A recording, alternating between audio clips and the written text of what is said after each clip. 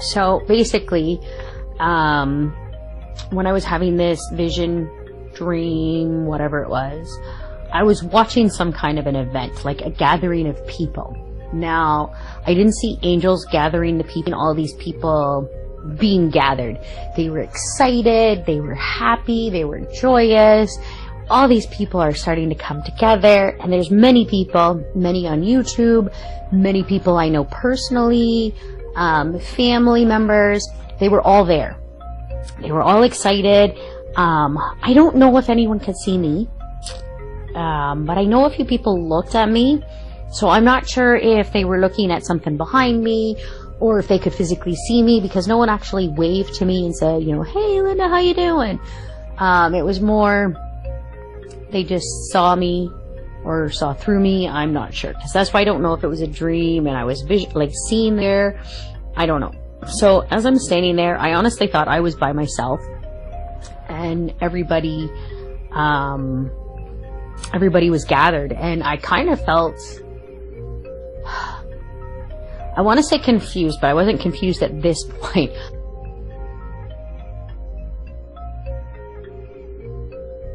At this point, I'm kind of like, well, why can't I go to them? Because it was like something was holding me back, and I couldn't move, but I wasn't bound or tied up or anything like that. I just couldn't move. I couldn't get to these people, and I'm standing there, and I wanted to be with these group of people because, like, a lot of them are Christians, and I know they're Christians. They're good Christian people, and I was devastated at this point. So, I'm starting to become confused. Like, oh my gosh, the rapture's happening, and I don't get to go, and I'm freaking out, but not freaking out.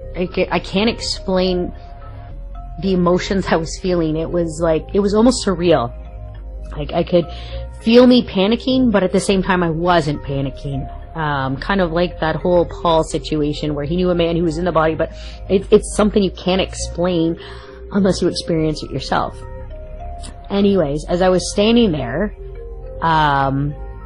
just as fast as I started, like, seeing all this happen and people being gathered and brought over, there was screams and panic, and people were yelling for help in that group.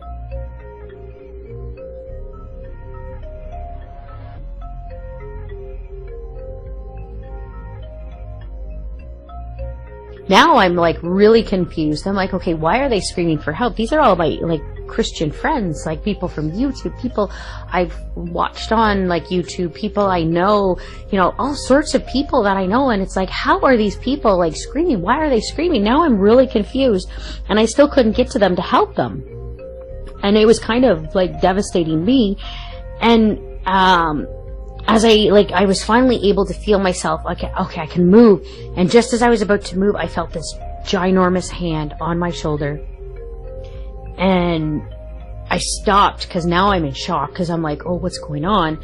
I look over, and there's a very, very tall man, all in white, about 7 feet tall.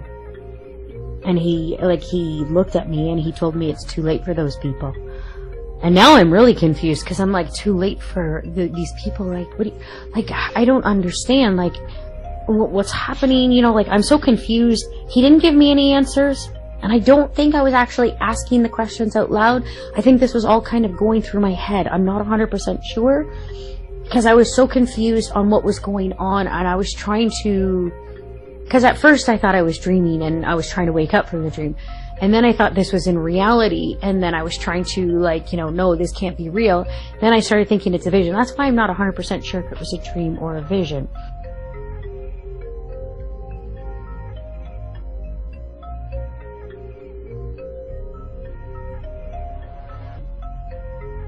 So anyways, like, the group of people, like, I felt extreme sadness, and, like, I just wanted to cry, and I suddenly realized, that's when I suddenly realized, like, oh my God, this is the rapture, but these people didn't make it. Like, these people are like the wheat or the tares.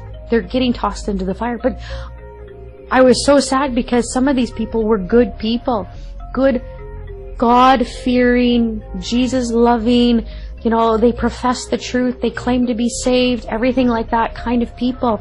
And now my heart is broken, and And I suddenly realized that the man beside me, because he's all in white, and he kind of has an angelic looking kind of appearance to him, that he's an angel. And, like, I wanted to, sorry, I'm,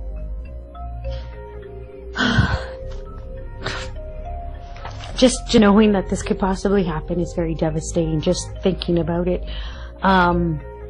Because I know many of these people, I've already pre-warned that they might be following doctrines of devils or whatever. But anyway, so when I realized that this was the second death that everybody was being tossed into, I couldn't handle the sadness. I was like overwhelmed with, like, I want to say agonizing pain, but I didn't feel like pain. Like, it was just very, very sad. And then finally the guy standing beside me, I didn't know his name, I didn't ask his name, I wasn't even thinking, because I was worried about all those people being tossed into the fire.